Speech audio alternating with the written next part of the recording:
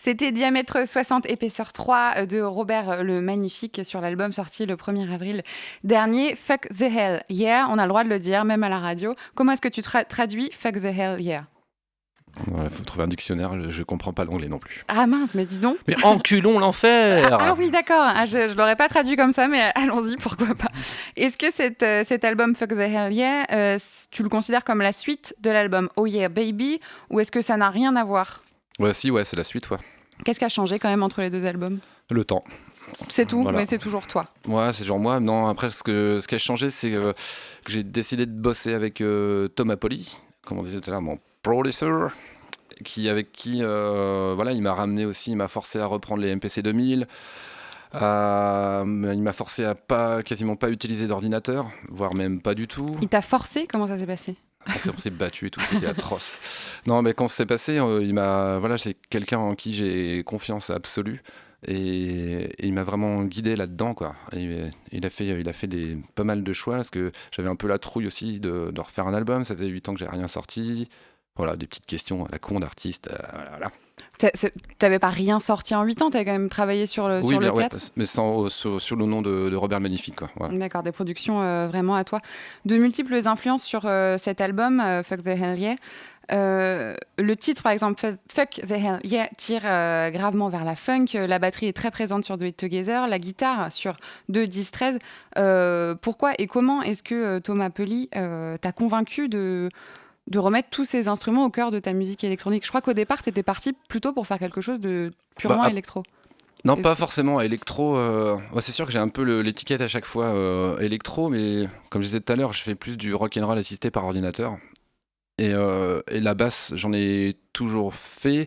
Et après, ouais, j'ai rajouté un peu plus de guitare, de trucs comme ça, voilà. Et on avait envie. Et oui, et le batteur aussi, donc Federico Klimovic, qui a fait toutes les prises, qui joue aussi dans Bumpkin Island, qui a fait toutes les prises. C'est Thomas qui me l'a présenté. Et ça faisait un petit moment que j'avais envie de jouer avec un batteur. J'en avais marre de programmer.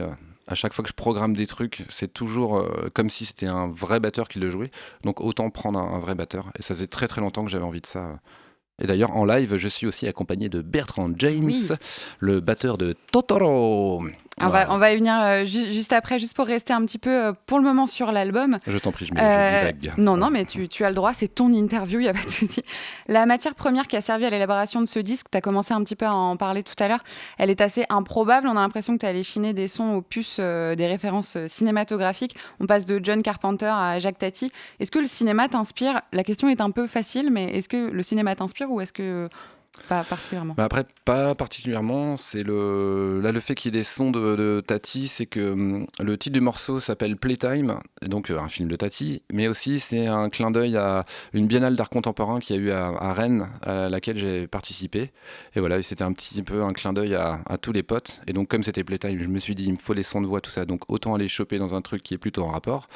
Donc voilà. Et pour Carpenter, j'ai fait un ciné-concert il n'y a pas si longtemps que ça, où on jouait sur un film de John Carpenter qui s'appelle Invasion Los Angeles, They Live We Sleep. Et du coup, j'ai aussi chopé, c'était un concert guitare, basse, batterie, très très métal. Et j'ai décidé de choper pas mal de sons aussi. Voilà, c'est pour ça, ce petit rapport. Et tu les chopes comment, tes sons? Tu te balades avec un enregistreur en permanence? Comment ça se passe? Non, on s'est fait chier à amener une régie, tout ça. Voilà. Moi, je savais, ça fait un petit moment que j'avais en tête ce que je voulais comme son. Et après, on est allé à notre atelier et on a tout enregistré comme ça. Ok. Il est assez difficile de définir cet album par une seule et même couleur. Je ne sais pas ce que toi tu en penses. Je le trouve multiple. Vert. Vert. C'est bien, c'est la couleur de l'espoir, pourquoi pas. Pour certains, il évoque l'enfance, avec Playtime dont on parlait juste à l'instant, ou alors le bar des amis. En tout cas, c'est un album chaleureux. Est-ce que, contrairement à ce qu'on oppose souvent à la musique électronique peut être chaleureuse.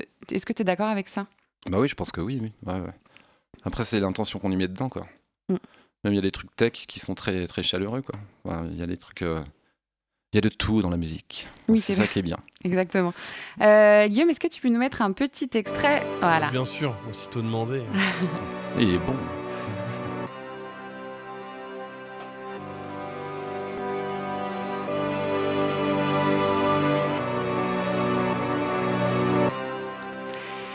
qu'on écoute, c'est le titre Here We Are My Friends, qui est selon Moa le plus chaleureux. On s'y repose.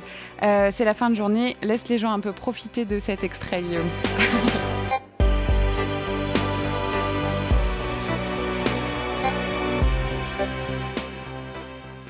Voilà pour le début de ce titre, à la fois épique et donc chaleureux, je vais arrêter de le répéter.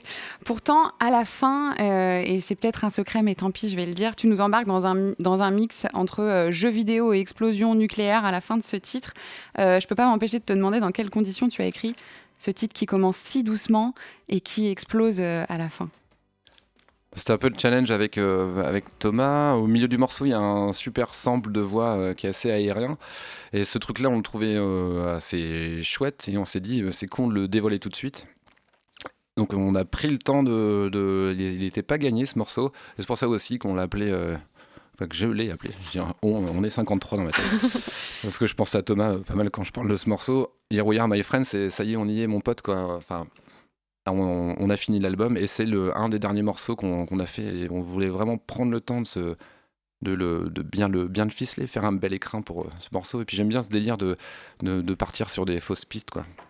C'est collab en fait, non mais si c'est collab, on sait pas ce qui se passe. C'est ça, ça fait complètement partir dans un film. Enfin, je suis pour ma part partie complètement dans un film avec ce titre que j'aime beaucoup.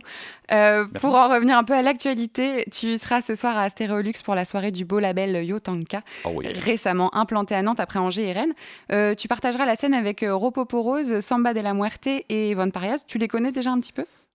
Très peu, on a appris à se connaître, on a déjà fait une date la semaine dernière au Temps Machine, à jouer les tours, mais c'est des gens cool, hein. Et puis par contre les gars du label, je les connais bien depuis longtemps, et des abrutis, et je peux pas les blairer. J'imagine bien. On embrasse Vivien et Mathieu, bien sûr. Ouais. La tournée vient de débuter, elle se passe comment pour l'instant ? Plutôt pas mal, sauf que là on est bien. On est bien par rapport au temps, oui.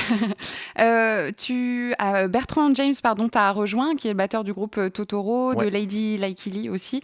Totoro a une patte plutôt plus rock. Qu'est-ce qu'il a amené, lui, Bertrand James, à ton projet ? Qu'est-ce qu'il amène sur scène ? De la batterie. Ouais. Non, c'est pas mal. Non, mais c'est un gars que je connais pas depuis très très longtemps, et puis il est très talentueux et il ramène un truc d'énergie de batteur que je cherchais depuis un petit moment. Et il est très mat-rock, quoi, dans des structures un petit peu barrées.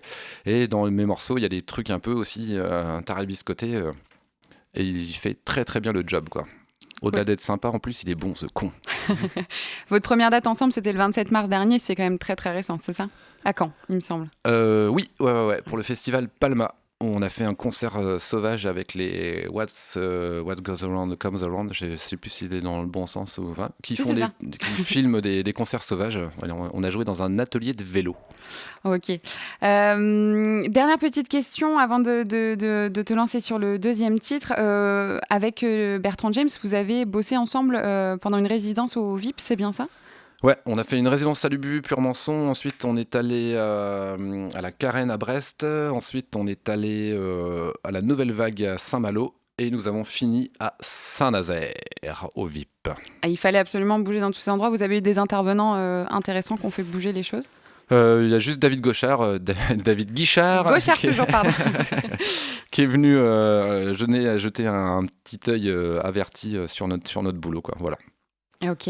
Pour les dates à venir, on te retrouve donc ce soir à Stéréolux, le 15 avril au Printemps de Bourges. Tu repasses dans la région au VIP de Saint-Nazaire le 21 mai prochain. Oui. Et quelques jours plus tard, le 24, les Parisiens et les autres, pourquoi pas, pourront te voir à la Maroquinerie. Beau programme. Eh ben, c'est pas mal pour un mec qui n'a rien sorti depuis 8 ans. Bravo le tourneur. Là, c'est pas rien. Je rappelle que l'album Fuck the Hell Yeah est disponible en CD et en vinyle depuis le 1er avril 2016. On te remercie beaucoup d'être passé nous voir sur Sun. Eh bien, c'était un plaisir. On se quitte avec le titre Road, extrait de l'album Fuck the Hell Yeah par Robert le Magnifique. Merci beaucoup. Merci à vous, chers auditeurs. Je vous dis à la semaine prochaine avec le groupe Purples. En attendant, on écoute Road de Robert le Magnifique.